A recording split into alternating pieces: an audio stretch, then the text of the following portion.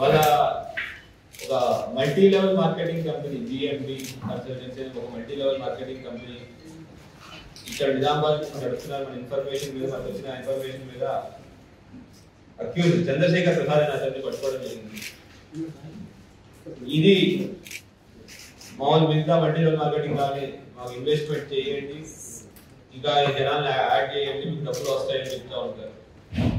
And వాళ్ళు ఏదో ఒక వెబ్ పేజ్ లో మీకు చూపిస్తూ ఉంటారు, మీకు మీ అకౌంట్లో ఇంత డబ్బులు ఉన్నాయని చెప్తూ ఉంటారు.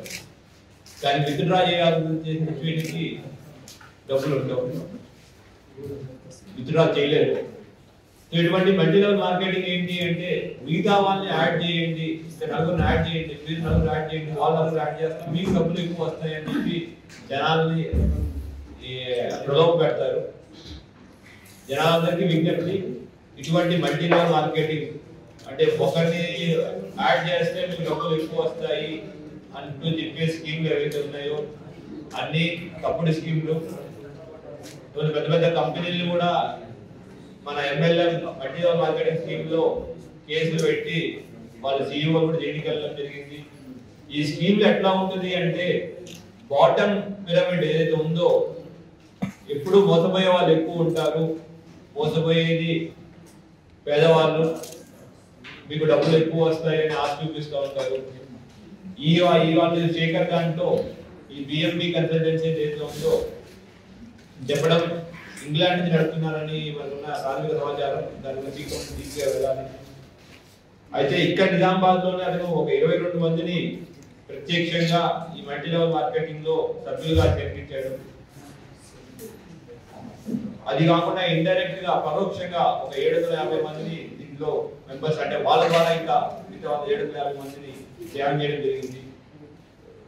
సో విత్ ఇన్ దిస్ మనకు తెలియకుండానే ఇక్కడ ఒక 777 మంది దాకా మనం దీంట్లో ఈ స్కీమ్ లో భాగస్వాములు అయ్యారు. సుమారు ₹1 కోటి పైనే వాళ్ళు దీంట్లో డబ్బులు పెట్టడం జరిగింది. బట్ ఆ డబ్బులు ఓన్లీ మీకు ఆ స్క్రీన్ లో కనపడతా ఉంటే విత్డ్రా చేసుకోలేదు. సో ఇంతమంది మనం మోసపోయారు. ఇంకా నిజామాబాద్ కాకుండా మిగతా చోట కూడా చాలా స్కీములకి మన మీడియా మిత్రుల ద్వారా ఒక విజ్ఞప్తి, ప్రజలందరికీ ఇటువంటి స్కీముల నుంచి దూరంగా ఉండాలి. ఇట్లాగా మీకు రాత్రే డబ్బులు ఇస్తాము, లేదంటే అసలు నమ్మే సఖ్యం కానీ రిటర్న్స్ ఇస్తాము అని చెప్పేవి వేటిని నమ్మకూడదు. వాటి ద్వారా జనాలు మోసపోవడం తప్ప ఎటువంటి ఉపయోగం కానీ ఎటువంటి నిజము ఉండదు.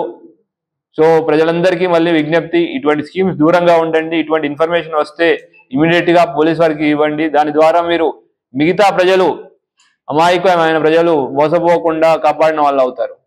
Thank you.